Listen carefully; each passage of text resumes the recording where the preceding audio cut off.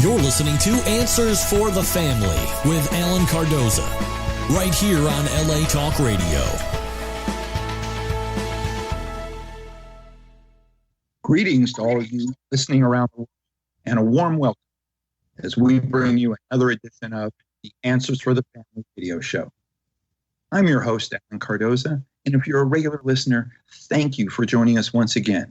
If this is your first time, please make yourself comfortable as we bring you Answers for the Family. Now, each week, this show will address issues such as family crisis intervention, building self-esteem, dealing with addictions, lasting health, and so much more. Having over 30 years experience working with families in crisis, I am grateful to have met and worked with some of the top professionals in many of the helping fields and skilled authors who are working to make this world a better place for all of us. Now, you all can do me a big favor. Please check out some of our past shows at answersforthefamily.com or subscribe to us on iTunes or Stitcher or iHeartRadio, and you'll hear some informative and entertaining guests, as well as some dynamic co-hosts, discuss ways for you and your loved ones to become happier, healthier, and more at peace. Now, I'm also looking for some show ambassadors who will forward at least one of our shows to your social media group or someone you know that can benefit from a particular subject. I want you to know that I truly appreciate it, and this is just another way that we can make a positive difference in the lives of others. Now, for those of you that know a little bit about me, I think you know that I've been blessed with occupations that have allowed me to travel the world, meet, and have wonderful conversations with many people along the way. So I'm not alone when I say that I've had times when I've wanted to just get out of the rat race and set off on a journey just to see where life takes me. Well, today's show is about an incredible story of a woman's cross-country journey to escape an abusive past and find healing on horseback. It's told in a straightforward, personable writing with outdoorsy adventure. This is her new book, Shlep, Finding Healing on Horseback in the Lower 48. And it's about a woman remaking herself and her whole life and gaining a deeper confidence than she had ever known. In 2004, Kathy Burns bought her first horse, Dreamy, and riding became her passion. In 2012, at the age of 59, Kathy left an abusive marriage and set off on a healing journey, which she calls Shlep, soul-searching, home-seeking, liberating equestrian, and praise, camping, riding, and blogging in 43 states. A mother of 3 children in their 20s, Kathy now lives in Tehachapi, California, with her beloved horses, dog, and cats. Kathy, welcome to Answers for the Family. Thank you so much, Alan. Good to be here. Well, it is great to have you. I have enjoyed going into your story, and the more that I listened to it, or I read it, the more I felt that this was something that I think a lot of people could relate to. So I'm glad that you're taking the time to share this, not only by writing the book, but coming on our show. But before we go into the journey, give us a little background on who you were before your life-changing journey.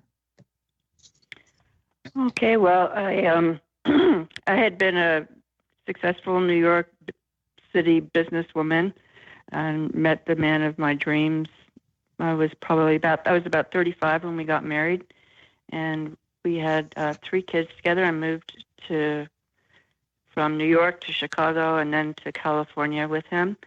And when my kids were about in their adolescence, and that was actually the time that I retired from my career as well, things went very downhill in our marriage. By the time I left, and I actually had a therapist in Illinois before we moved to California in 2000 tell me that if I followed that man to California, he was going to kill me. But I really thought that I was strong enough to sacrifice a piece of myself to keep the family together because I thought that was important for the children. Mm-hmm. I also knew that divorcing this guy was going to be very ugly because I had witnessed his first divorce. So I stayed for another 12 years, and then when my kids were all, just about one of them was still in last year of high school, but I really didn't feel like I was needed as much at home anymore. I filed for divorce. And a year after that, when my youngest did go off to college, I went off on Shlep. I, at that point, was really a psychological basket case. I had really just lost all my self-esteem in the process of those 12 years. And when I suggested this crazy idea of this cross-country journey with my horses to my therapist, she perked up and she said, "I think you should do it. I think it would be therapeutic." And I was very concerned about leaving my children behind, even though they were in college. They would still come home for the weekends, and if I didn't have a place, they'd have to go to their dad's. And I said, "Don't you think that would be abandoning my children?" And she said, "It's like the message on the airplane, the safety message that put your own oxygen mask on first before you put your child's on, because you can't help them unless you're better." Right. So when you announced this to your children, what was their first reaction? It was hard for me to read. They were pretty much avoiding me. I was really surprised how they reacted. My daughter eventually did move in with me, but in the beginning it seemed like they were taking my husband's side. And actually, when I said to my daughter that I had been emotionally abused for the last 15 years, she called me a liar. So I really felt estranged from the whole family at that point. That has changed since then, but it's not supportive at all. They're not supportive of the book being out there either, although I did change everybody's names, and I don't want anyone to really identify them. But it's touchy situation still. Well, having gone through what you went through, what would be some things that you would say to someone else if they came to you or they heard this interview and said, "Wow, I feel like I'm going through sort of a psychologically abusive situation myself"? What would you say to them that might be able to help them achieve some level of happiness or growth in their life? It's really difficult in my opinion, with emotional abuse. You don't have a broken bone or a bruise.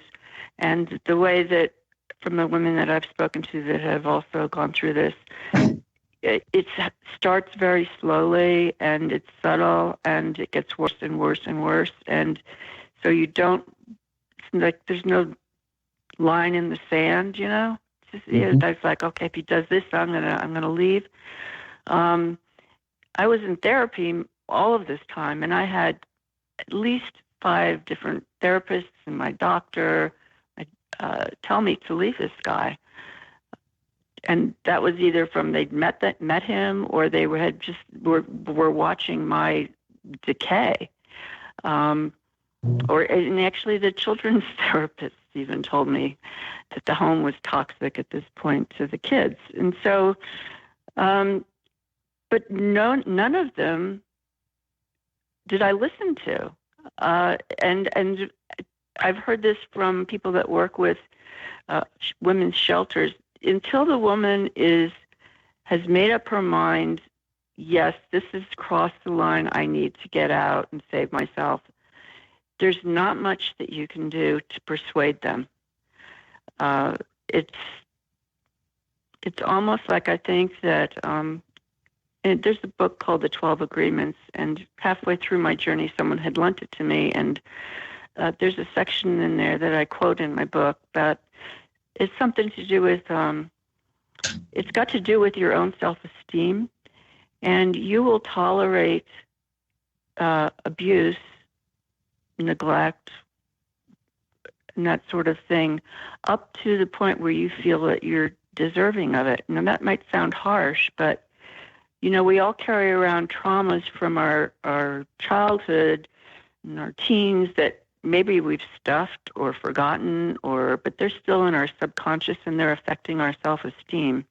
Mm-hmm. And we will tolerate some pretty bad crap if we were treated pretty badly when we were a kid and made to feel worthless then. So it's a kind of like in a drug addict or an alcoholic, you have to let them reach their bottom. You don't want to enable them, because the sooner they reach their bottom, they will seek help. And they're not going to get better unless they've got that seeking element in them. They've got to want it. Mm-hmm. And everybody's bottom is different. When I was addicted to Coke in the 80s, my bottom was pretty shallow. And when I got into Narcotics Anonymous and heard stories, horrifying stories, I was like, how could anybody everybody, in short, everyone's bottom is different. And so you shouldn't compare. You can't compare everybody's stories. But the one thing is that you've got to reach that bottom yourself before you're going to take the plunge to get out, because dramatically changing your life by leaving your spouse is so scary. I mean, it's a huge step for most people. It's a dramatic change. You're going to be alone. They might be financially distraught at that point. They probably have had a lot of psychological damage at that point. They maybe aren't capable of supporting themselves. A lot of women, after they stayed home, they endured a bad marriage to get the kids through high school and then to leave then. Okay, so my situation, I was 59. I hadn't worked in 15 years. I naively thought I'd be able to find a job, but I couldn't. I had been a successful career woman, and I couldn't get a job bagging groceries. So there's a lot of things that make a move like that. You're just trapped. I felt like I was trapped. I'm an artist, and for the last couple of years before I left, all my paintings, I called them looking at something through something. I was so blind to my situation. And I look at them now, and they're so clearly looking through prison bars. But I didn't see it at the time. So it's strange how the mind works and what it takes for you to make that kind of a move. But you can survive. You can get through to the other side. It's definitely possible. I did it. I've got a better life now. Well, we have a listener comment coming in, and this one reads, I left an abusive husband after 30 years of marriage, and as you expressed, it was my horses and other amazing four-legged friends who helped nurse me back to becoming more emotionally stable. I have no desire to publish a book, but just the summary of your story has inspired me to write the account of my life.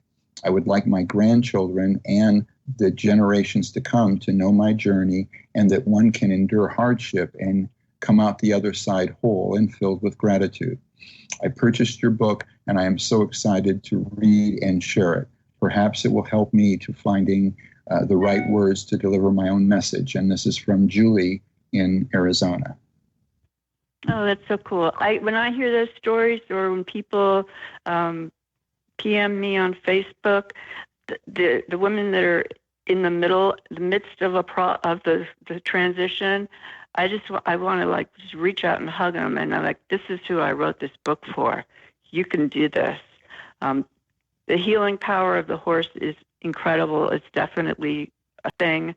It works, and that was part of my journey.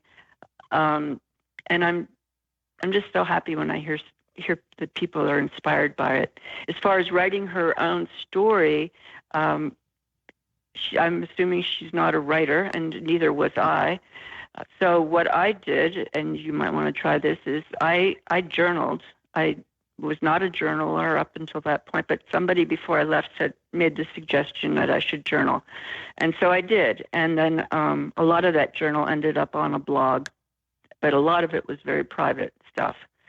So by the time I was finished with the journey, I had, I think it was like 1,000 pages typed of, and, a book is supposed to be like, around maybe 300 pages. So I had to, and it was rambling. And especially in the beginning, my brain wasn't working correctly at all. It was, incomplete sentences and hard to follow, even for myself to read. So I had to rewrite the whole thing. And I had to structure the story so that it kept your interest and that it didn't have like long rambling scenes of me riding through the mountains for hours on end and tying it back to what happened in the past and what triggers were triggering memories or nightmares.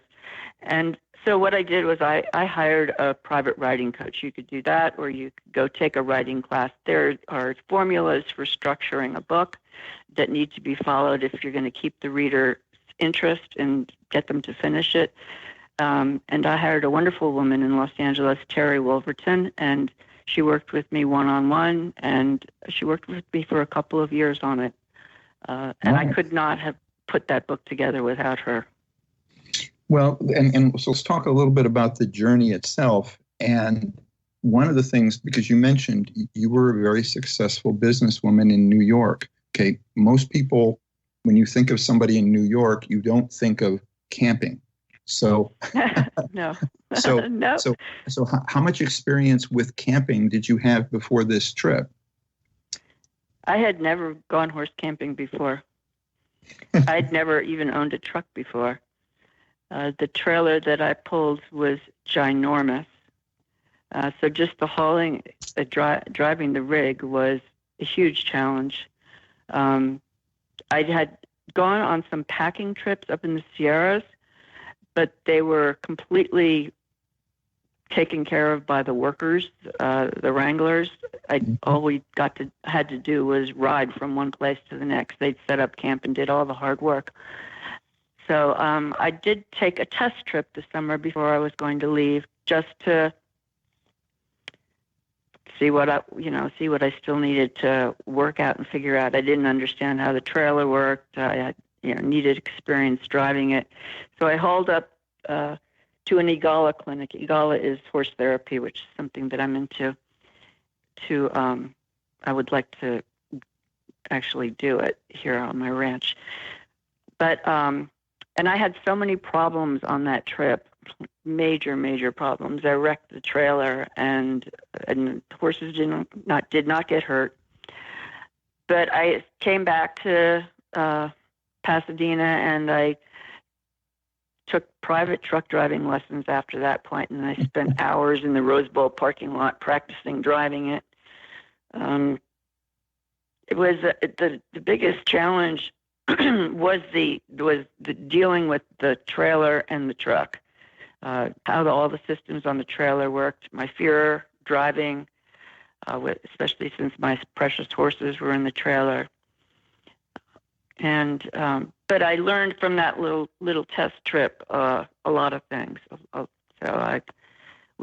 when I finally set off, I was in better shape. I was completely confident in my abilities to take care of the horses. I'd had them at home for like 5 years, and I was taking care of their feet myself, and I had beefed up on all my horse care in preparation for this. And I had a veterinarian in Shadow Hills that stayed in touch with me the entire trip and sent me medications and gave me advice for my horses and my dog. But it was, I was really inexperienced. It was pretty crazy. Right. You were learning as you go. Now you mentioned earlier that you're an artist. So and I know that you made paintings, of a horse in each state. Now, does that also show part of your transformation? Because you talked about how you were an artist, and when you look back at the art that you were doing prior to your journey, that you felt like you were doing this from prison bars. Can you see the transformation just by seeing your paintings and knowing which state and which date you were doing that particular painting? Well, when I look at the ones that I did on the road, no, they bring me right back to that place. But the interesting thing is that when I'm painting, I'm so absorbed in the paint and the picture that I can lose myself. It's like you can do reading a book or watching a movie. You could just like turn off all the negative chatter in your head. And that happens to me when I'm painting and when I'm writing. Those are my two big methods. And so they actually look like, I could remember looking at one thinking, you know, I can remember being there and being scared out of my mind that I was going to die on this trip. But I look at the picture and it's so pretty, and there's flowers in the field and the sky is blue. I don't see the fear in the paintings at all. So no, that's interesting, but no, I don't. Yeah. Okay. Now, do you still have these paintings? I've been selling them slowly but surely. I did the ones that I did on the trip were small. They're like 10 inches square because everything had to fit in this trailer. I was living in this 12-foot long living quarters that was like the size of my old bathroom. So I had these masonite boards cut down to 10 by 10, and I worked in acrylics on those. And then when I got back settled again, I had a studio, and I started doing them over in oils in a larger format. So there's 43 of the little ones, and then I've got probably about 2/3 of the way through the larger oils. I've had a couple of shows, and but most of the sales have taken place from people that have seen them on the blog, or they've been following my story on Facebook. They see I post pictures of them as they do them, and I'm shipping them off to somebody that I've actually never met. So it's pretty cool. Right, we're talking about, and which stands for Soul Searching, Home Seeking, Liberating Equestrian, and Praise. We're talking about her journey that has been transformational for her. Now, we're going to take a break. We'll be right back. And when we come back, I'd like to talk to you a little bit about how this has affected your faith. So stay with us. We're listening to Answers for the Family. Founded over 30 years ago to meet the needs of families in crisis, West Shield has continually focused on resolving issues that negatively impact families and businesses. Our signature therapeutic transportation service helps to ensure that adolescents in crisis are safely transported to specialized schools, programs, and treatment centers with unsurpassed experience and success. We are supported by our full-service licensed investigation agency that has legally, professionally, and compassionately located hundreds of runaways and teens. We are experienced and qualified to help, offering solutions which may include referrals to our international network of top professionals in the fields of educational consulting, psychology, psychiatry, and investigations. Simply put, West Shield Adolescent Services and West Shield Investigations are the best solutions when your family is facing a personal crisis. Call 1-800-899-8585, 24 hours a day, 7 days a week. That's 1-800-899-8585, or visit our website at westshield.com. Thank you. And we're back. You're listening to Answers for the Family. With me is Kathy Burns. We're talking about her book, Shlep, Finding Healing on Horseback in the Lower 48. So, Kathy, how did this affect your faith? I could tell in reading it that, that God and religion was a very important part of your story. How did this change you and the way in which you looked at your faith? Oh, it changed me completely. I had been a Catholic. I drifted away from the church in my teen years after I had an abortion. I had tremendous guilt over that, and I felt that God had abandoned me. And right before I got married, I was told to have a hysterectomy, that I had cervical cancer, and I thought that God was punishing me. And I made a deal with God. I thought I made a deal with God that if I was allowed to have kids, that I would raise them in the church. And so I did. I postponed the hysterectomy till after I had 3 kids, survived through that fine, and I raised them in the church. But when my middle son was an adolescent, our world pretty much fell apart. He was first, I was told he was suicidal and needed to be put in a hospital. It was a devastating experience for me. My husband did not believe in psychiatry or psychotropic drugs, and I felt the ground came out from under me through that whole experience, and I walked away from God. I definitely walked away from God. I quit going to church, and I lived like that for the rest of the time until the year before I left on Shlep. I'd left my husband.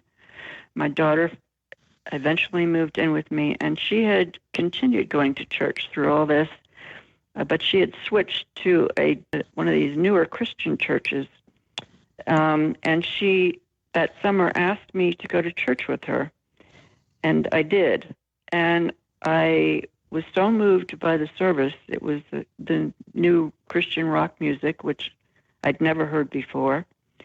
And the sermon was not anything like I had heard in the Catholic Church. It was not about punishment or don't do this or don't do that. It was about how God loves you, and you're a child of God, and he walks by your side all the time. And I cried through the whole service. And that was really the beginning of the change. And then while I was on the road, when I got to Missouri, I was with 3 new friends that I had met. And the last day that I was there, I was really getting depressed. Everybody was going home. This happened a lot when people would leave camp, like so that they're going home to their jobs, they're going home to their families, they're going home to their homes. They're going home to all the things that I didn't feel that I had anymore. And I got very depressed. And the 3 of them saw me and asked me if they could pray for me. No one had ever asked me that in my whole life before. And honestly, at that time, I thought, if anybody ever had asked me that, I would have taken it as an insult. Like, they think I'm like so pathetic that I need to be prayed for. Mm-hmm. But I was in a very weak state, and this woman, and actually they all took turns praying for me, touched on every fear and every concern and every angst that I was feeling inside. They'd been with me for a week, so they'd gotten to know me. And it was really incredible what happened at that meeting. I then went to more states. I was headed to Florida to see my dad, who had cancer. And I wanted to spend some time with him, and plus I wanted to get out of the winter weather. And while I was in Florida, I started going to a church there, and I got baptized.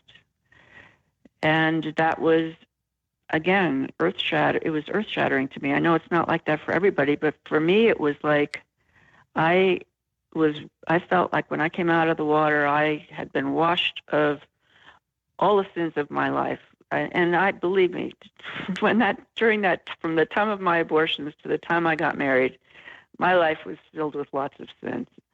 And I felt hope all of a sudden. I really felt hopeful that I was going to survive this transition that I was in the middle of. I then headed to New Jersey, where while I was there, my mother died. And if I did not have my faith to get me through that, this is probably not a typical mother's death, because I had a lot of resentment for my mother, but I had stuffed it. And I felt like when I was at her bedside for those 6 weeks, I felt like, why am I not more sad? What's the matter with me? Why do I feel like she's irritating me? But through my faith, I was able to get in touch with what was going on. It was all this repressed anger that I had for her. And I was able to understand that she did the best that she could. She was a teenager when she got pregnant with me, and she had a lot of emotional problems herself. And I was able to, by the time I got her ashes to Wisconsin, where I buried them next to her mother, I was able to forgive her. So it's been an incredible journey. This all took place, 5 years ago, but I have put so much effort into my faith walk since then. It's like I feel like I'm a student again. And I spend a lot of time every day learning about the Bible. I mean, as a Catholic, I don't know why, but we never read the Bible. I don't remember anybody ever reading it to me. And it's a big book to get through, and it's hard to understand.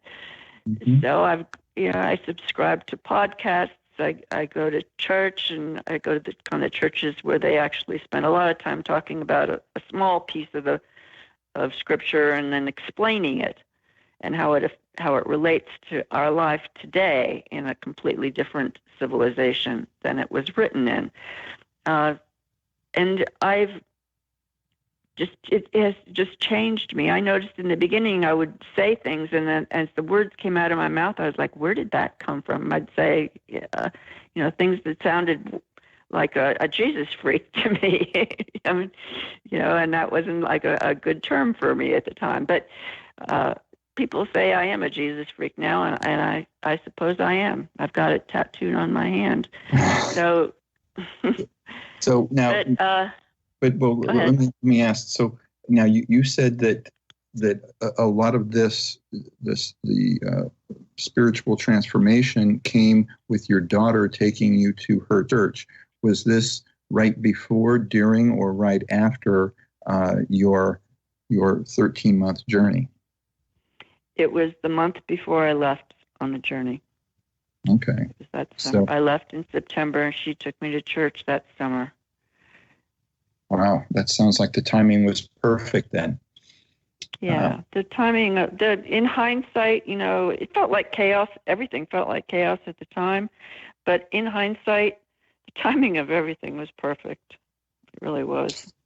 So while you were on your journey, was there one person that you met on the trip that has really stuck in your memory that made a huge difference in the success of that journey and in the success of your transformation?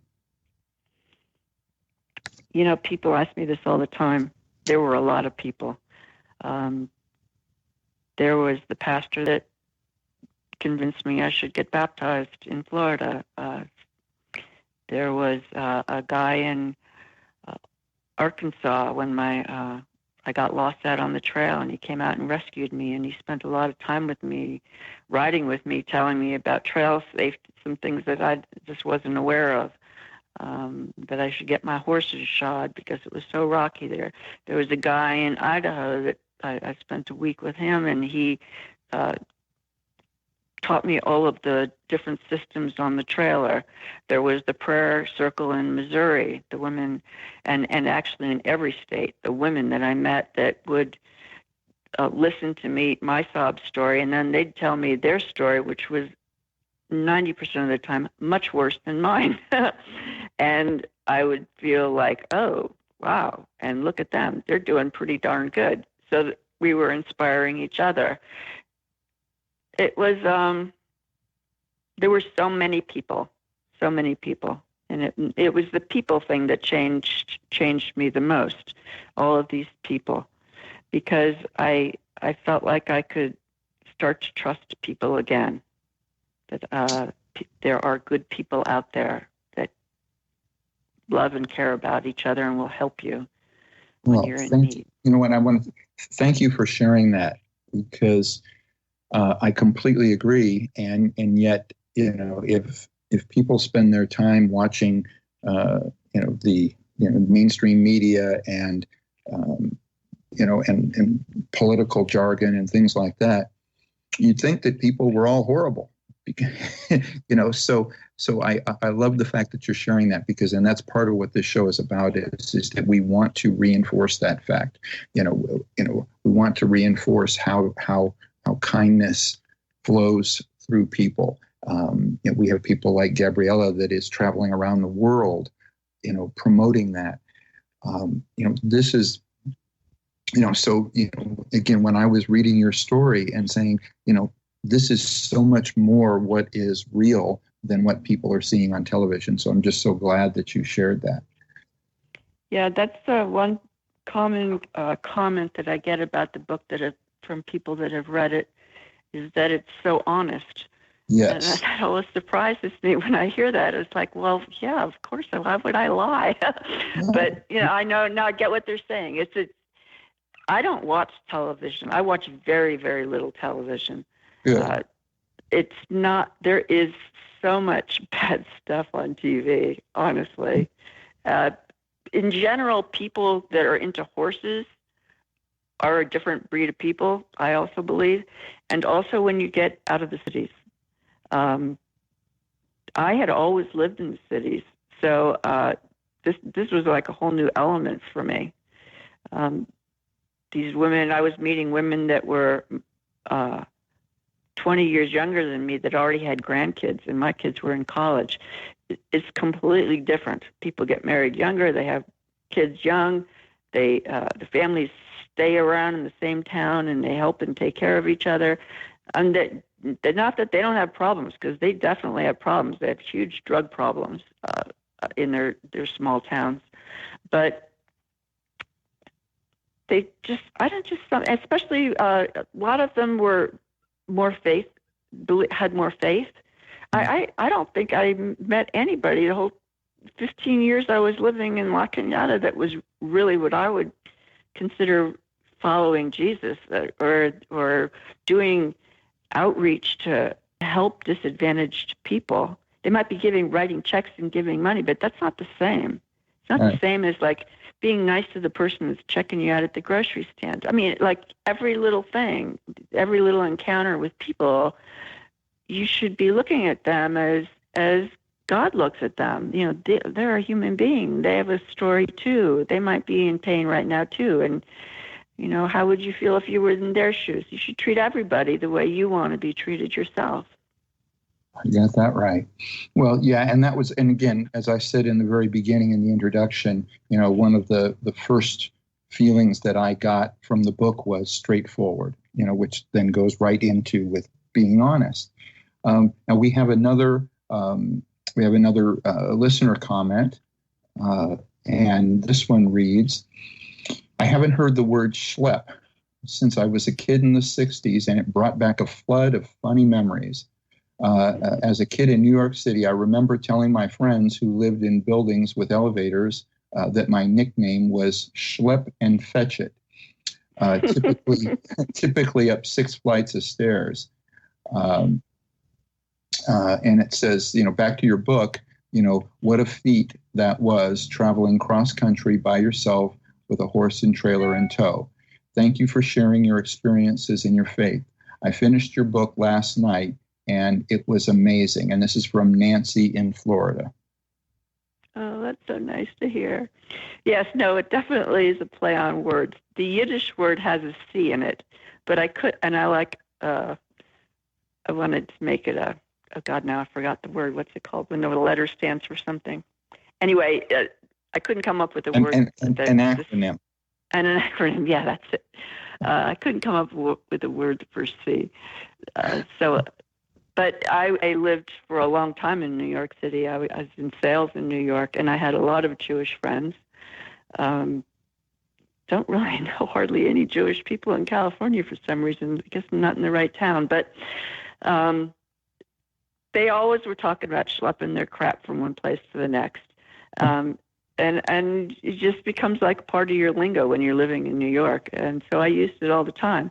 And that's exactly what I was doing. I was schlepping everything that I owned from one state to the next. I gave up my apartment when I left California. So, I mean, everything that I had was in that rig.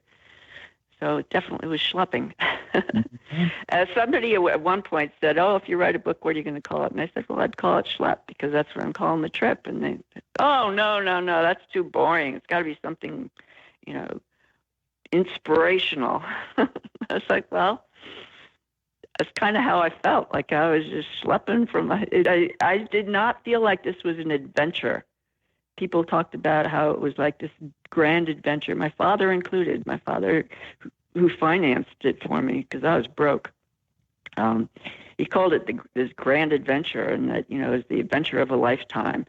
But to me, I didn't feel like an adventurer, and it did not feel like a vacation or an adventure at all. It was, to me, it was like dragging my stuff from place to place. It became drudgery. It was tremendously physically exhausting to do all of this every day, setting up camp, hauling here, taking care of the horses, riding the horses, painting the picture, posting to the blog. I mean, I didn't have a second to get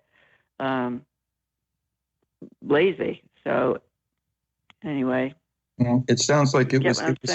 It sounds like it was physically taxing, but spiritually and transformationally healing.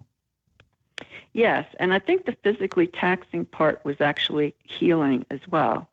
I think there's something that goes like, I wanted to work on my mind, and somehow like I'm not sure how that connection is. That I remember reading something about it by somebody that there is some kind of connection. Besides keeping you preoccupied with, getting a task done, well, there's gratification. Every little task that you get done, there's some kind of gratification that, okay, yeah, you achieved that, you did that. You're pretty competent. So maybe that's what it is. Well, we have another question that has come in. Again, another listener question. And again, I want to take the time to thank the listeners that take the time not only to send in questions, but to forward the shows to other people that they know, to their social networks. Again, I'm very, very appreciative when you do that. This one reads, I am thinking of taking a similar, and in parentheses, find myself journey. What is the single most important piece of advice you would give someone before they started? Ooh.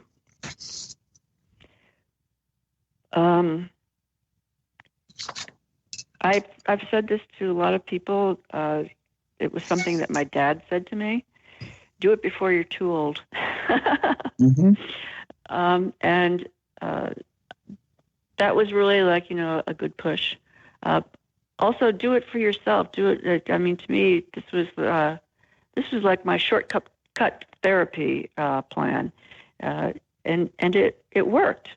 So if you have the resources and the time, you can make the time to do something like this for yourself. Like, who's more important to like your whole family's happiness? Is if you're gonna be happy, that's gonna be contagious in your family, and in your community. So work on yourself. And if, like me, going to therapy for years and just really not getting anywhere, maybe a journey would jumpstart it. So make yourself a priority. I like that. I like that. And, I wanted to add something to that also, is that not everybody can take a journey. Not everybody, is in a position, financially or in any fashion to where they can go, okay, you know what, I'm going to take a year off and do this journey. But the horse aspect of this, and I've been to many, many programs that have equine therapy. And so I've met and observed some of the people that work in that area of equine therapy. And so even if you can't take a journey, pull up information on equine therapy, and be it that you go to somebody else's ranch and let them work with you, and you can do it within your schedule. This is something that a lot of people don't know about, that there is so much value. It's used in many of the programs that work with at-risk youth. I've seen situations in which they take kids from the inner city that maybe were involved in gangs and had been involved in some very violent criminal activity, and put them out on a ranch and had them work with the horse. And what ended up happening, and some of the things that I saw, was the fact that the horse, being a prey animal, wouldn't give that person the time of day until they started to become a better person. And when they realized that, all of a sudden there was part of a transformation that they didn't realize, but it was the horse that was getting them to look more inside to see who they really were.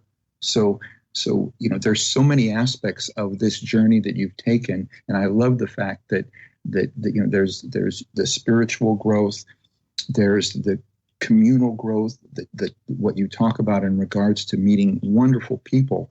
There is so much beauty that's come out of this that, for those, if you can't do it in a long term, there are short term things you can do to gain some of the benefits.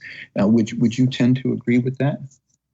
Oh, absolutely. I subscribe to the whole EGALA philosophy. I'm EGALA trained. EGALA stands for Equine Assisted Growth and Learning Association. Mm-hmm. There's another one out there that's called PATH, which originally was just for disabled people, physical disabilities, but now I believe they also have a psychological branch for that. But just being around horses for me in the beginning was so therapeutic. Just having them in my backyard, that I could go down there and cry into their manes. And when I would ride in the mountains, I could feel this energy coming up through my legs and giving me strength and power and confidence. As soon as I got off the horse, it would just all go away. But I knew that there was something there to be tapped into. And I started volunteering. There's a therapeutic ranch out in Shadow Hills. Johnny Higgins, I think his name is. And I worked with one summer with his veterans, called Saddles for Soldiers program. It's all for veterans dealing with PTSD. And that was a really wonderful experience to see how it could transform these men's lives. I also worked for another therapy ranch in Shadow Hills. Eva, I can't remember her name. We worked with foster kids that were, did you know that foster kids are just kicked out of the system at 18? I mean, if I'd been kicked out on the street at 18, I had no way I would have survived. I don't know how these kids do it. So the transition period just before that happens, they're pretty nervous. They're pretty scared to death of what's going to happen to them. So that was the age group that we were working with. In my training, there's quite a bit of training that needs to be done. In EGALA, we work with a horse expert and a mental health expert. We're a team. But in the training, we have to do a lot of role playing, so practice sessions. And I talk about it in the book, but when I went up to that EGALA clinic on my test trip, I was role playing the role of a mother of a dysfunctional family. And a situation happened during the course of the therapy that I got completely lost in what was going on and was burst out crying at the end, the evaluation. I was like, oh my God, it's just like my real life. I can't deal with aggressive men. And the guy that was in charge of the clinic said, see, that's why this therapy works so well. It's impossible when you're out there with these 1,000-pound animals to not get caught up in the metaphor of your life and see it. So it's very, people have revelations very much more quickly. Yeah, and happens with the horse. Yeah, and see, and that was a good facilitator that that knew how to set that up and knew the value of it and what was going to come of it. Kathy, I just want to thank you and really acknowledge you and thank you for not only writing the book, but sharing your story with everybody. Because as we can tell, even by people that have already messaged in, you're touching people, you're making a positive difference, and that's our goal here on this show. So thank you. Well, thank you very much for having me. More people that read it, the more people it can help. Absolutely. So for everybody out there, please be sure and put us on your calendar and tune in next Monday when we will be joined by Rachel Cove and Seth Hall to discuss healing family dynamics through healthy and effective communication. And please visit our archives of past interviews at answersforthefamily.com. And in fact, we will also have things if you want to go to Answers for the Family, and if you ask for any sort of resources, in the equine therapy area, we will help steer you in that direction as well. You can also subscribe to our show through iTunes, Stitcher, YouTube, Spreaker, or our newest edition, which is iHeartRadio. And if you like what you hear, please leave a review. Even if you don't like what you hear, tell us what we can do better. It will help us to reach more people and to bring on greater people for your listening pleasure. The next time you're on Facebook or Twitter, please remember to stop by our page, check out some of our latest posts. If you like them, please like us and spread the word. Be good human beings and be with us again next week on Answers for the Family.